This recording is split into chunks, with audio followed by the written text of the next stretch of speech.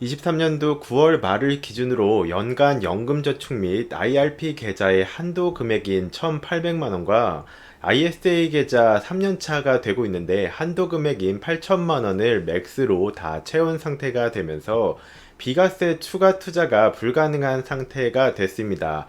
추가 투자 진행이 살짝 재미없는 상태가 되었는데 저는 이 세금을 전부 다 내는 일반 계좌에서는 재미가 영 떨어지는 것 같습니다. 이제 곧 추석이 지나고 한 달 정도가 지나서 11월 달이 되면 드디어 저의 ISA 계좌가 3년차 만기가 됩니다. 3년이 만기 시점은 아니지만 이 3년차가 달성이 되면 이 ISA 계좌를 해지하고 연금저축 계좌로 모여진 돈을 이관할 수가 있습니다. 이것이 좀 생소하신 분들도 많을 것 같은데 이 연금저축 계좌의 경우에는 앞서서 말씀드린 것처럼 배당금을 비과세 적용을 받을 수가 있지만 1년간 납입 한도가 IRP 계좌와 합쳐서 1,800만 원으로 천장이 막혀 있습니다. 이 연금저축 계좌는 합법적인 세금 프리존이죠. 하지만 연간 한도가 1,800만 원이라서 굉장히 아쉬운 분들께는 이 IS 계좌를 활용해서 3년차 만기가 되었을 때 목돈을 모아서 이 연금저축 계좌 합법적인 세금 프리존으로 이관을 시킬 수가 있습니다.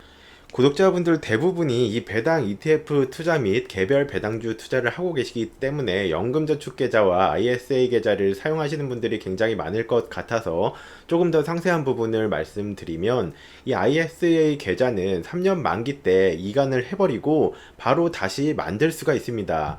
ISA 계좌는 첫 계좌 생성을 하면 한도가 즉시 2천만 원으로 생성이 되는 특징이 있고, 그리고 몇 개월 뒤에 저처럼 이렇게 연말 시즌으로 이제 가입을 하고 만기가 돼서 연금저축 계좌로 이관을 한 경우에는 조금만 기다리면 11월에 다시 생성을 하면 1월 달이 되면 또다시 한도가 이렇게 365일을 기다려야 되는 것이 아니라 다음 해 연도로 바뀌기만 하면은 한도가 2천만 원 더 증액되는 특성도 가지고 있습니다.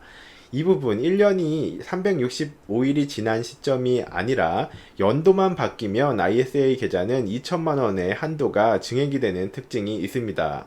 그래서 사실상 이렇게 우리나라도 개인연금 제도가 엄청나게 혜택이 강화되면서, 하지만 이 부분을 상세한 부분은 잘 모르시는 경우들이 많이 있기 때문에 이 연금저축계좌와 IRP 계좌의 연간 한도인 1,800만 원을 활용을 하고 여기에 플러스 알파로 ISA 계좌까지 합쳐서 활용을 하고 3년마다 이관을 하게 되면은 어느 정도 이제 세이브가 가능한지를 표로 보여드리면 1년 차에는 연금저축 및 IRP 계좌에서 1,800만 원을 세이브할 수 있고, ISA 계좌도 생성 즉시 한도가 2천만 원이기 때문에 1년 동안 3,800만 원어치의 배당 ETF 투자를 할 수가 있습니다.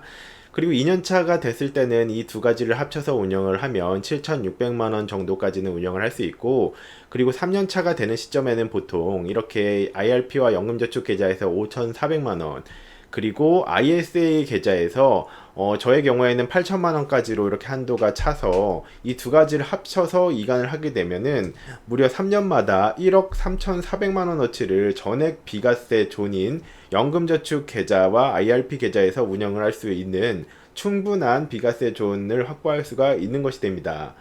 이렇게 저의 경우에도 ISA 계좌를 미리 만들어 놓고 매년 돈을 차곡차곡 세이브를 해서 3년마다 연금저축 계좌로 다음 턴에도 또다시 이관을 할 예정입니다.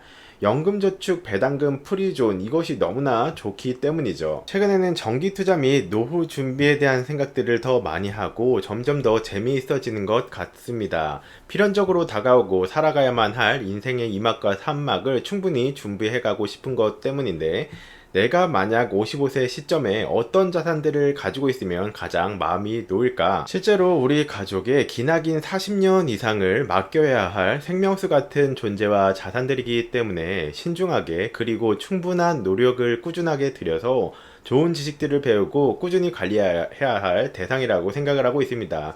저는 이 주식 투자와 배당 ETF 또한 회사 또는 자영업 매장과도 굉장히 동일하다고 생각을 하는 편입니다. 꾸준하게 관리를 해주는 매장과 그냥 이거 좀 장사가 안 되네 하고 나몰라라 하는 매장은 장기적인 성과에서 차이가 날 수밖에 없습니다.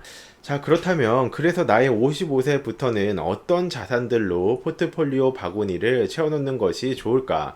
그리고 그것은 정말로 안전하고 효율적이며 검증된 엘리트 같은 방식의 투자 대상과 전략인가?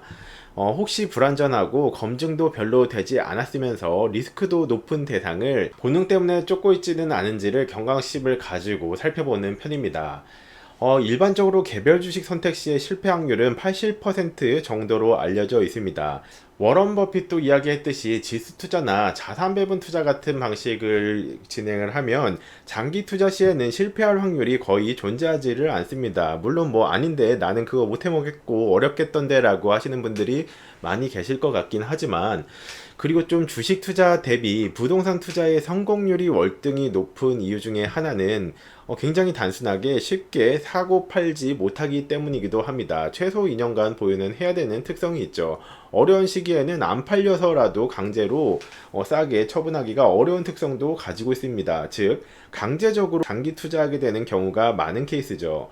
나를 주식시장에서도 강제적으로 제어하는 수단들이 필요한 이유라고 생각을 합니다. 그 중에서 가장 좋은 방법 중에 하나는 연금저축 계좌 같은 곳에 돈을 넣어버리고 이 장기성 돈 많은 장기성 투자이기 때문에 노터치로 운영한다라는 원칙을 좀 가지고 있습니다. 대가들이 늘 강조하는 부분은 조금 덜 버는 것은 상관이 없으며 잃지 않는 것이 중요하다고 이야기를 합니다.